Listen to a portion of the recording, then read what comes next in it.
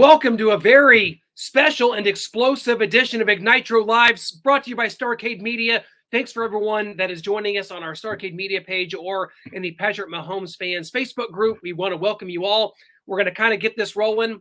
Expect a lot more of this type of show going forward as Noah, we get things ironed out. We thought today on a Wednesday night, on a freezing cold, dark Wednesday night in Kansas City, that we get things rolling here on Ignitro Live. Take some questions, jump on and talk about what everyone's talking about around the NFL in the craziest offseason in NFL history that's ever occurred. And today it affects the Kansas City Chiefs as Tyreek Hill is traded to the Miami Dolphins. Hello, sir. How are you? I'd like to be saying that I was doing well, but I am not. Hearing this news earlier today that he has requested permission to seek a trade. The Chiefs granted that, and it sounded like it was the Jets or Dolphins. Tyreek's got a home in Miami. That's where he wants to be. That's where he wanted to be the highest paid receiver in NFL history. He got that. 4 years, $120 million. The Chiefs get 5 draft picks. I'm still not sure it was enough for a generational talent like Tyreek Hill, but that's what they get. And I don't know, maybe they package those picks and move up to get a receiver. But man, losing Tyreek Hill, it just feels like a piece of me is missing now here in Kansas City. Well, we want to make sure we get to some of your guys' questions, so feel free to hop on, ask some questions. We will get to those that we can.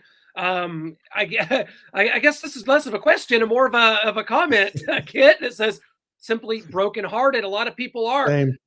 When you have an offense and a team that's been this explosive and this much in the the public eye nationally, winning a Super Bowl, appearing in 4 straight AFC Championship games, you attach yourself to these players, and it's totally understandable. Tyreek Hill is one of the most unique talents the NFL's ever seen, and I feel like a lot of people are, obviously just kind of dealing with this as a huge loss here. We're going to get to the compensation and what we think the Chiefs can make of this coming up. But right now, obviously, you're airing out just sort of your feelings here, and I totally get it. This question comes from a Facebook user, okay? No name. The Chiefs last in the AFC West. Now, this is an interesting question. Noah, you kind of jokingly texted me this earlier. Chiefs 4th place in the AFC West. Do we really believe that? As the dust was settled, are the Chiefs going to finish 4th in 2022? Well, this whole time as people are signing people, you got Khalil Mack and J.C. Jackson going to the Chargers, Russell Wilson going to the Broncos. Also, they had Randy Gregory, the Raiders, Devontae Adams, and Chandler Jones. This whole time, I'm like, we have Andy Reid. We've got Patrick Mahomes. None of these other guys have those two, so we're going to be fine. But now I think they've finally beaten me down now that they've taken Tyreek Hill away. It's just, I got to see what they're going to do to kind of plug these gaps. We don't have a defensive end. We restructured Frank Clark, but he hasn't really shown that he can do much in production-wise lately. So what are we going to have at the defensive end spot? We lost Javarius Ward. What are we going to have at corner? And now we're like, everyone, this whole offseason, we needed wide receiver number 2. We signed Juju Smith-Schuster. Okay, we're good. Now we don't have a wide receiver number 1. We've lost Tyreek Hill. There's just too many holes. So I don't know if they're last place, but they're going to be fighting for probably a wild card spot right now as it sits right now. But maybe there's reports out there. They may be erroneous. We're hearing kind of on both sides of the coin. They're going after DK Metcalf and Tyler Lockett. We're just going to have to see what they do draft-wise, free agency-wise. How are they going to fill these holes? Who do they fill these holes with? And is that going to equal an AFC West championship? Another one for the Chiefs, another playoff appearance. AFC is stacked. Could the Chiefs be missing out on the playoffs this year? Oh, it's unbelievable to say. Bart Scott would definitely agree with you, as we've learned. I think it's maybe he knew this was coming. I think it's presumptuous and too soon to even be thinking about something like that. When you have a coach and a quarterback in place, like an Andy Reid and a Patrick Mahomes, I think that's something to that you will never be able to shake a stick at as long as those two are in Kansas City. So what's next for the Chiefs at the wide receiver position? You talked about the signing of Juju Smith-Schuster. That sounded like a really good idea for a slot receiver. Go get a number 2, and man, things are going. You're behind the 8 ball a little bit. So my question is, and we talked earlier, and I said, for this trade to work for me and the compensation, a lot of people talk about the Chiefs got fleeced in this trade. It seems like Brett Veach does consistently. But I don't know that that's the case. As you look at the players the Chiefs are going to be able to, to turn this roster over and to fill some important gaps with these picks down the road, that's not really the most important thing. The most important thing is, can you get a receiver in this draft? You're going to have to package your 29 to 30. You're going to have to move up into, 10, 11, 12. I don't know what that gets you. You're going to have to move up. You're going to have to get one of these guys, whoever you have identified. The Chiefs have someone identified, whether it be from the scouting combine, whether it be prior to that, a Drake London, a Jameson Williams, a Garrett Wilson, whether it be Treylon Burks. I'm a huge fan of his from Arkansas. Sky Moore, George Pickens. Those are guys. Chris Olave. That's what this is about to me, is identifying the receiver that you can draft, plug in, because the NFL is getting younger at the receiver position. Noah, you saw what Jamar Chase did last year, AFC Rookie of the Year. Justin Jefferson in just 2 years, setting the league on fire. DK Metcalf to a lesser extent in 3 seasons, what he's done there. This league is getting younger and it's getting more diverse at the receiver position. This is the Chiefs' chance to get something for this asset, to get out in front of Tyreek's deteriorating skills, which is coming, by the way. The skill set is going to start diminishing. The window for this team and winning titles and with this core group of players was closing anyway. Tyreek Hill's now dealt, and it's time to look to the next wave. Can the Chiefs fill that? And is that what the plan is? Because to me, it better be, or there's going to be some explaining to do from this front office if you can't package these 2 first-round picks to move up. Yeah, we know Marquez Valdez-Scantling, the free agent receiver, played at Green Bay, is in town. That doesn't really move the needle a ton. It'd be a nice little addition, but you'd still need that big kind of home run at wide receiver. I'm not really on board with trading for DK Metcalf. He's a player that I love. I wanted to draft instead of McCole Hardman, but now trading for him and then having to give him a big extension, a big contract, we just had shown that we're not really willing to go above and beyond and do that. Part of that is Tyreek Hill kind of seemingly wanted out and to get to Miami. He's got a home there. He wanted to be there, and he's already won a Super Bowl, so he's got the winning out. Now he wanted that bag, as they say, and he got that bag in Miami. So I think the best option is to package those picks, move up to, maybe you can move up in the top 10. That's what I'm hearing. If you package those, the kind of draft math works out to where you can get somewhere in that top 10, maybe an 8, 9, 10, in that range. So maybe you can get a Jameson Williams, who I'm high on. Treylon Burks, who you're high on, I know. Drake London would be a really good pick. I know Williams and London coming off injury, so there's question marks there. Treylon Burks isn't, so it kind of seems like that would be kind of the slam dunk, no-brainer pick for the Chiefs there. Big physical guy, really good speed as well. I don't even know why the Chiefs should even have to do this, though, because they drafted Tyreek Hill's replacement. They didn't need to replace him because he got out of the trouble that he was allegedly going to be in. And he wasn't, but they drafted McCole Hardman to replace Tyreek Hill. So we have our guy, right? It's just McCole Hardman, Juju Smith-Schuster. But no, McCole Hardman hasn't developed. He hasn't turned into that guy. Right. So, yes, we have to package these guys and move up to get someone, because I don't want to trade for DK, give him that first-round pick, and then have to sign him at $20 million plus a year. Well, we're getting some good questions coming in here, guys. And if you are on our Facebook page on Patrick Mahomes Fans and you want to comment, it's going to show up as a Facebook user unless you click and opt in and allow StreamYard to publish your comments. Yeah, so there's a link in the description above. Click that. You just click OK, and then it'll show your profile picture, your name and everything. That'll get you kind of registered here with the StreamYard, and your name and picture will show up. And that's important here because we have a really good question and one that I posed, Noah, to you before we went live here on Ignite Your Live, powered by Starcade Media. I said, does this trade for Tyreek Hill, he's giving up a lot. He's giving up a place that took him in not once but twice in Kansas City and the Kansas City Chiefs organization that continued to believe in him despite the shortcomings and despite the legal issues. Drafted him in the 4th round out of West Alabama and formerly Oklahoma State, and in 19 did the friendly deal and brought him back an extension that no one else was going to be willing to give him at the time. So he not only goes away from that, but this foundation that he's built with the Patrick Mahomes, with Travis Kelce, this offense, this franchise, these people winning a Super Bowl. Not only now we're talking about the Hall of Fame. That's what this question is talking about. And I asked you this, does this put Tyreek Hill's Hall of Fame in jeopardy? I think it does, because through 6 seasons, I think he's the only receiver in NFL history to have at least 6 touchdowns through the first 6 years of their career. We've seen the numbers. We've seen what he's done. And so here is kind of the question. Clearly, Hill had to know that any team who had enough picks to get him wouldn't be Super Bowl contenders even with him. He likely will not even be able to reach Hall of Fame numbers with Tua as his quarterback. That's exactly what I was speaking about earlier.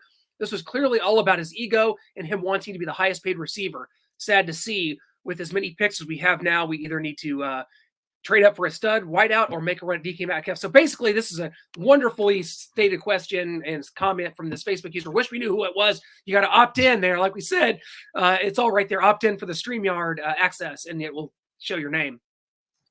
There it is, Noah. I posed the question to you earlier, and it's been posing right now. What do you think about that? Yeah, I mean, it is a really good question because you wonder by the time his career ends, will all his good numbers and stats have been so long ago in the first part of his career with Kansas City, and is he going to have kind of a downtrend here with the Dolphins? Tua Tagovailoa isn't known to have a great deep ball accuracy, just accuracy in general. So they also got Jalen Waddle and Devontae Parker there and Mike Gesicki at tight end. So there's going to be the ball spread around a lot. It's not just 2 targets, Hill and Kelsey. You know they're going to get the vast majority of the targets. So what do they have going on down there? There's a new head coach down there, kind of a resurgence there. So we're going to see what's going to go on with the Dolphins. But like we've talked about, the AFC and the AFC West, it's all stacked right now in the AFC. So the Dolphins are going to have a hard time making the playoffs, even with a Tyreek Hill. And so by the time you get to the end of this contract, wherever he ends up next, if he stays with Miami or goes on to his next place, I think he is going to have a little bit of a tough time trying to get into that Hall of Fame, pointing back at his time in Kansas City. Look at those numbers. Look what I did with Patrick Mahomes. Put me in the Hall of Fame. Like, you really fell off when you went to the Dolphins, man. I don't know if we can put you in there. So it's a great question. Yeah, it really is that, and that's well said. And I think that there's a chance here. And we don't know where Andy Reid is at this stage of his life, how long he wants to coach here. We don't know. You feel like that he's going to be rejuvenated and engaged as long as Patrick Mahomes is here. But there's a chance that Brett Veach and the organization did something here that's going to set the Chiefs up for years to come. I think that, honestly, acquiring these assets and getting out from under a player, maybe sometimes it's better to get out from under a player before the wheels completely fall off, before Tyreek Hill starts having hamstring issues, before starts having ankle issues or injuries, or the speed isn't there. Maybe he's not as crafty as he once was. Maybe the route running slows down a little bit, and maybe Tyreek just is a diminishing player at this point. And if you get out in front of that and acquire these assets, get younger, and keep things fresh for this offense for Patrick Mahomes, maybe that in and of itself sets this offense up and this team up for years to come. Meanwhile, teams like the Raiders, the Broncos, of course, the Chargers, these teams are all acquiring assets to win now, to win in the next couple of years. The window is now for them. And for the Chiefs, they've won their title. And maybe this is a way to transition to that next phase of what Patrick Mahomes' career is going to be. And we're going to have a whole new wave of talent coming in here. And if that's the case, then I think that there's some excitement here and some hope and some potential coming here as we hit the draft, as we hit the offseason. My first instinct, Noah, you knew it, was venom towards this organization. Yeah. What are they doing? The rest of this division is getting better. We're getting worse. And now this, write us off. What are we doing? We're old news in the AFC. As I've digested a little bit, maybe I'm starting to see the plan here. Can it be executed and can it come to fruition? That's what we're going to find out in the next month or so. Yeah, absolutely. I mean, you used a good word there, potential. I mean, that's what this draft, this is probably the most important draft in Veach's history here in Kansas City, because he has got to find a replacement for Tyreek Hill that works. And a defensive end, we need one of those. So if he drafts a Breland Speaks and McCole Hardman, this is an utter failure with those picks. But we traded Jared Allen and we got Jamal Charles in return. Everyone was up in arms when we traded Jared Allen. What are we doing? Great pass rusher. Now he's gone to Minnesota. What are we doing? Jamal Charles comes. Everyone's like, oh, okay, we're good. And that's we're going to have to wait and see what happens here. If we draft a receiver, we get a defensive end and they're studs and they're really helping us out. That's great. If we get a McCole Hardman, a Breland Speaks, oh boy. And what are we going to fill those positions with? This $20 million of cap space that we brought in. We've got $28 million now in cap space. So who are we going to sign that's going to help kind of alleviate the pain, the loss that we have from this Tyreek Hill departure to Miami? Because we have got to fill a lot of yardage, a lot of a safety net that Patrick Mahomes had in Tyreek Hill. He's still got Travis Kelce. He hasn't worked a lot with Juju Smith-Schuster. They've been in the Pro Bowl a little bit, but I mean, he's going to have to come in here, learn Andy Reid's offense, get in time and in tune with Patrick Mahomes. McCole Hardman's more of a gadget guy, can't run really crisp, clean routes. That's something he's still trying to work on and develop. Now we got another new receiver coming in, maybe 2 new receivers coming in. What can Josh Gordon do with the full offseason? So there's a lot of question marks. And like I said, my first response to this was 4th place AFC West. It's over. I mean, everyone's added too much, and we just lost Tyreek Hill. What's going on here? And that may be the case, but there's so many questions up in the air right now. Still got free agency. We still got some guys left. We've got a lot of money to spend. And the draft, of course, with all our new draft capital, we're going to have to hit on all those. So Brett Veach has a lot of work ahead of him. And how, when it comes to the fan base and the way that they're reacting to this, how much do you think that is just the optics of what this offseason has been? Chiefs fans, the last couple of weeks, you've been beat up nationally. You're on Twitter all day. You see the national media coming after you. You're in fourth place. The Chargers got Khalil Mack. Chiefs, you're done. The Raiders, Devontae Adams, it's over. Russell Wilson traded to the Broncos. Well, they got their quarterback. You've seen what their defense is like. Well, they're ready to compete for a Super Bowl today. Chiefs, where are you? What are you doing? Maybe Brett Veach is, I used the word last week on our Elite Sports podcast, pragmatic. Maybe he's had to be pragmatic in the way he's used this cap space and the way he's had to be patient with how things are going to unfold here with a Tyreek Hill, with a Tyrann Mathieu. The optics here, if you're a Chiefs fan that's been watching these guys the last 3 years win Super Bowls, go to Super Bowls, Tyrann Mathieu's gone. Tyreek Hill's gone. Even contributors that, we're not thinking too highly of right now, but Charvarius Ward is gone. Anthony Hitchens is gone. Byron Pringle.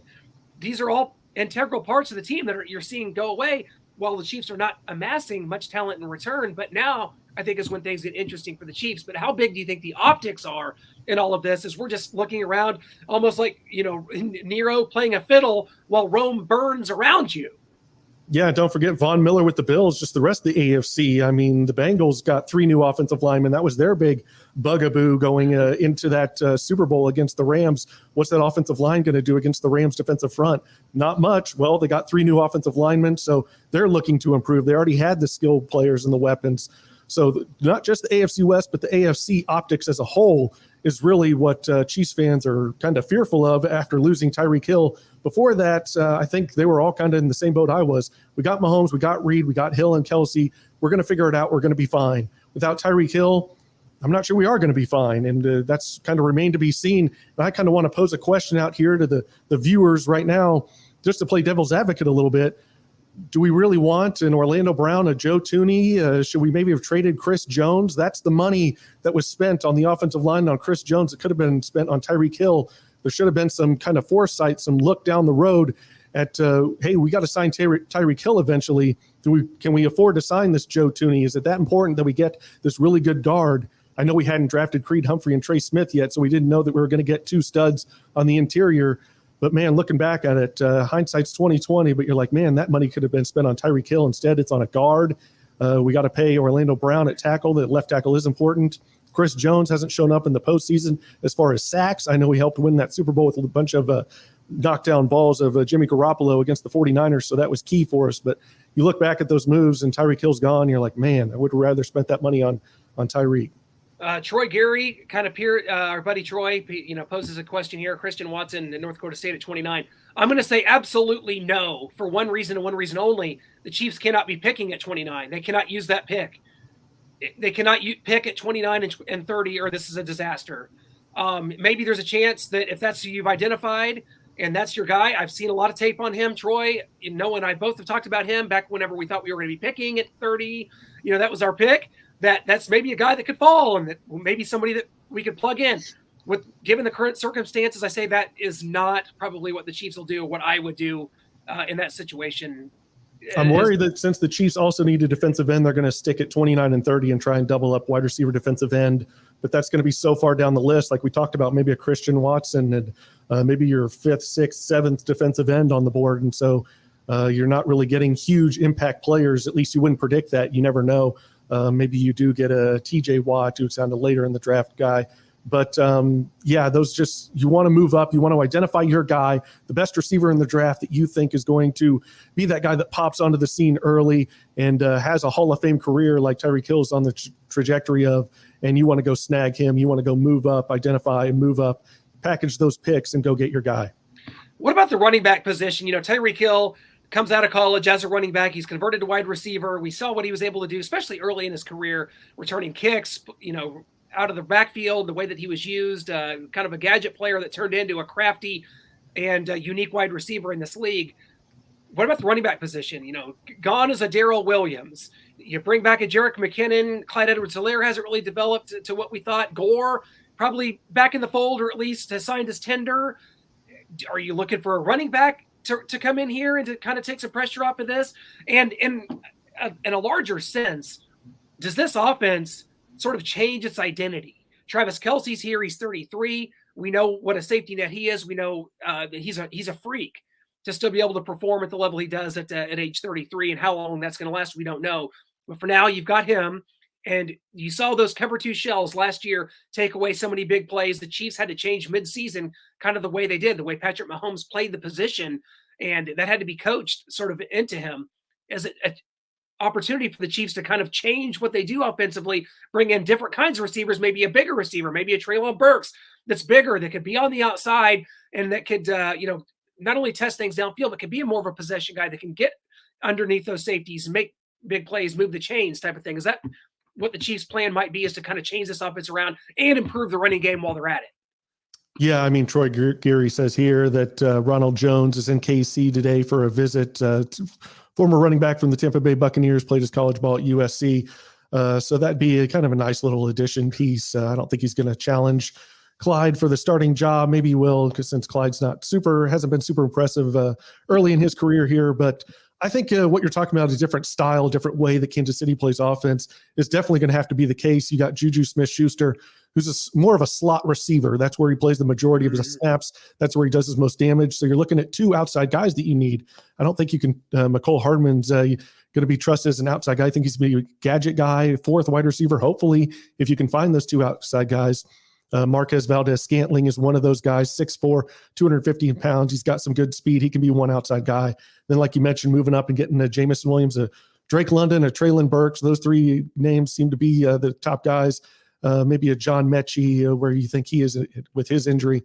If you like him, if you identify him as your guy, could be the other outside guy for the Chiefs. And they are going to have to play a different style with that cover two shell. I think moving on from Tyreek gives them a good chance to move into a different style, some more underneath, some more methodical offense, some more possession guys, and so they can quit looking for the big play every single time that they tried to with Tyreek Hill. Well, I know that the AFC West is going to be unbelievable. I think 11-6 is going to win that division, and I think it's going to be a year where you can almost bank it, mark down what I'm saying right now. The number one seed in the AFC, it's not going to be coming out of the AFC West. I'll promise you that right now. It's probably going to be the Buffalo Bills, because we saw for years the New England Patriots. I remember in Tom Brady's entire career in New England, one decent Jets team in that division that with Mark Sanchez that pushed them, one decent Dolphins team that won the division when Matt Castle took over. That's what I remember out of the AFC. Have the Patriots. They've got the Dolphins now with Tyreek Hill. Maybe they can steal a game. I look for maybe the Titans to be the one seed. They get Robert Woods over there to replace Julio Jones. I think Robert Woods is a better receiver at this point in his career, although he is coming off injury. Derrick Henry coming back, being healthy for a full season, and they get to play the Jags and Texans each 2 times. So I look for the Titans to take that one seed if everything goes well for them. Well, it's going to be fascinating as things play out here. We've kind of got you guys up to speed. We've taken some comments, got some questions. Hopefully you guys have had a chance to sort of digest and process. We no longer have time for Jet Chip Wasp. It's over, folks. Whenever you throw out stuff like that, like there is moments of complete just like pause where you just feel like, wow, like that, where it hurts, because those moments are so entrenched in your mind as a Chiefs fan that you can't conceive of your life without Jet Chip Wasp and what that meant. I think it's just so tough for people. I mean, the explosiveness, the exciting play. People have said, oh, this offense is going to be boring to watch now. I don't know exactly if boring is the right word. Less exciting, yes, because in 2018, we're out on the road filming our documentary, Saturday Supremacy. We're back at the humble abode watching the Chiefs take on the Patriots. Tyreek Hill catches this ball, and I just say he's gone. In no conceivable way should any human be gone in that scenario, but because there was a safety coming down, took a great angle, but I was just like, he's inhuman. This is just something I've never seen before, and I knew he was gone. That even though the safety took a great angle on a normal human, Tyreek's not a normal human, and he was gone. He took off immediately, and the safety's like, but I took a good angle, and that's what we're missing with Tyreek Hill. Guys can take good angles, and he's still gone, given the peace sign. We saw it again in the divisional playoff round against the Buffalo Bills, where the Chiefs needed to score late to recapture the lead, and it happened, and we scored too early, or just in the right amount of time as the game played out. Well, guys, we appreciate your questions. We appreciate you hopping on with us today. Always a shout out to our great group, the Patrick Mahomes fans by Starcade Media. That's a group, Noah, that we started back in 2018. Might have been late 17, actually, before I think it was January 1 of 2018. Okay. The first day, yeah. So right before Mahomes made his first start, and it's grown to 162,000. You guys are all great. We love interacting with you guys, and we appreciate you jumping in with us. We're going to do more of this. This is kind of what we do. So if you are interested in more about what we do, which is a lot of interviews, a lot of broadcasts, a lot of articles and podcasts and things like that, hit us up. Starcademedia.com is our website.